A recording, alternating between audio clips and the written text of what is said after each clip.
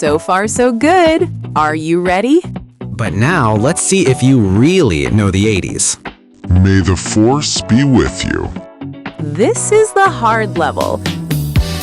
Which Bruce Springsteen album defined the sound and imagery of mid-1980s America? The River, Nebraska, or Born in the USA? Born in the USA. The album became a cultural symbol of the Reagan era.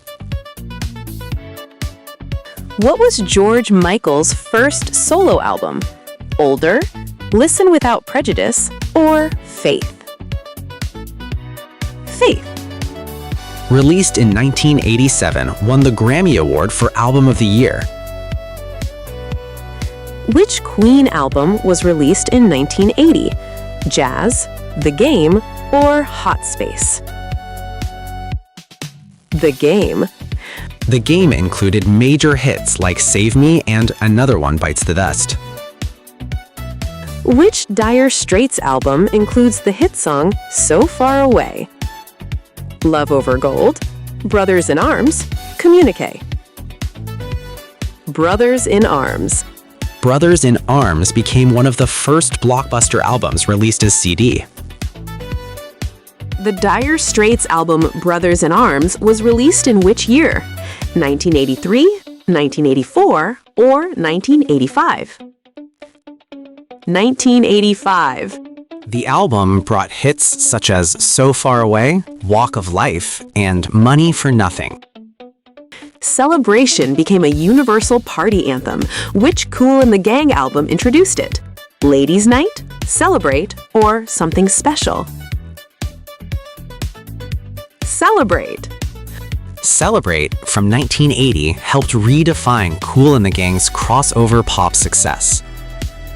Where was George Michael born? London, England, Dublin, Ireland, or Nicosia, Cyprus? Nicosia, Cyprus. George Michael was born in Cyprus before moving to England as a child. Where was Freddie Mercury born? England, Zanzibar, or India? Zanzibar. Freddie Mercury was born in Zanzibar, now Tanzania, then a British protectorate. Which album introduced the Smiths' signature melancholic sound to the world? Hatful of Hollow, Meat is Murder, or The Smiths? The Smiths! Their 1984 debut album defined the band's identity and influence. Which duo has been the most commercially successful in pop music?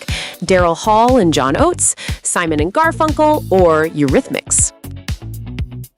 Daryl Hall and John Oates. Hall and Oates hold the title of the best-selling musical duo of all time. Which Hall & Oates album includes the hit Man-Eater? Private Eyes, H2O, or Voices? H2O. Released in 1982, H2O became the duo's most commercially successful album. The release of Microsoft Windows changed personal computing. In what year was the first Windows released? 1983, 1985, 1987? 1985. Windows' successful career began with Windows 1.0, released as a graphical interface for MS-DOS.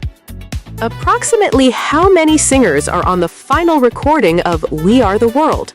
About 30, about 35, or about 45? About 45!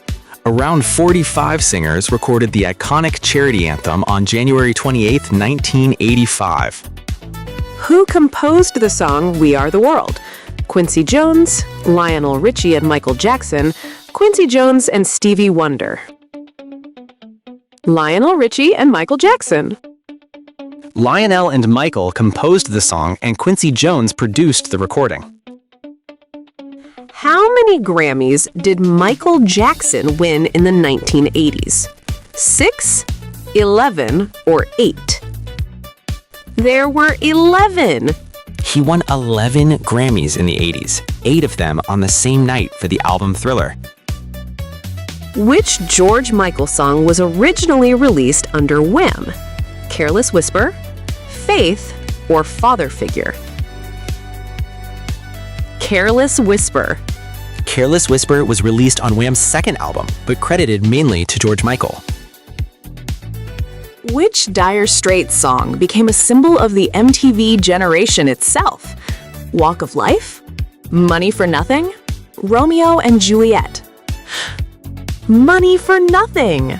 Money for Nothing includes the line, "I want my MTV," which became symbolic of the era. Which singer-songwriter won an Oscar for the film Philadelphia? Phil Collins, Bruce Springsteen, or Elton John? Bruce Springsteen. Bruce Springsteen won an Academy Award for Best Original Song with Streets of Philadelphia. Apple launched its first major success with a Super Bowl ad. When was the first Macintosh released? 1982, 1983, or 1984? 1984.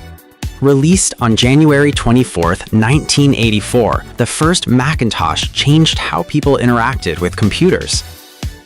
Which of these Queen songs was released in the 80s? Radio Gaga, Bohemian Rhapsody, Love of My Life? Radio Gaga.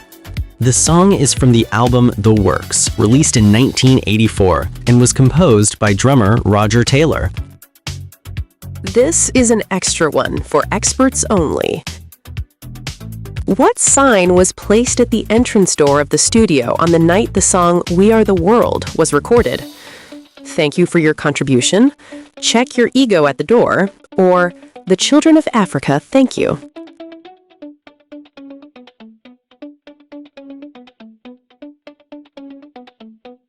Check your ego at the door. The sign was put there by producer Quincy Jones to remind the artists to leave their egos behind for the charity recording. So, that's it. How many did you get right? Which question was the hardest? Answer in the comments. Thank you for participating in our 80s quiz. More quizzes coming soon to our channel. Subscribe so you don't miss out.